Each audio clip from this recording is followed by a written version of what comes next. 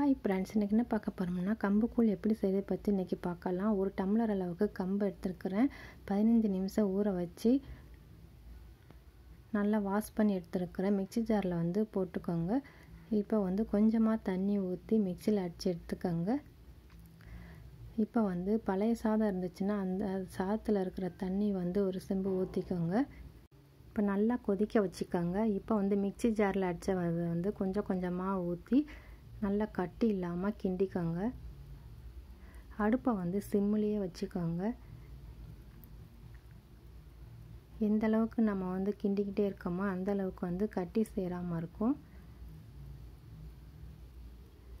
இப்போ எல்லாத்தையும் ஊற்றியாச்சு. இப்போ ஒன்று போல் நல்லா கலந்து விட்டுக்கோங்க.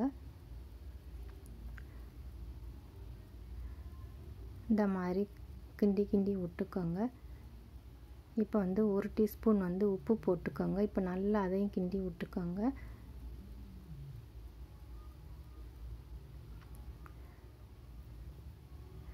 இந்த மாதிரி பபுள்ஸாக வர ஸ்டேஜில் ஸ்டவ் ஆஃப் பண்ணிக்கோங்க.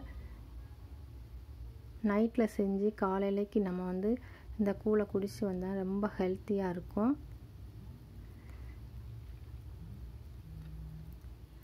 இப்போ ஆற வச்சுக்கோங்க. ஆறினதுக்கப்புறம் ஒரு கரண்டி எடுத்து நல்லா கொஞ்சமாக தண்ணி ஊற்றி நல்லா கரைச்சிக்கோங்க. கரைச்சிட்டு டம்ளரில் ஊற்றி மோர் வத்தலை கூழை குடிச்சிங்கன்னா உடம்பு ரொம்ப கூலிங்காக இருக்கும்.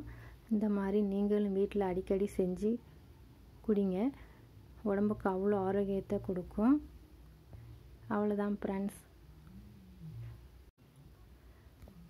பாய்.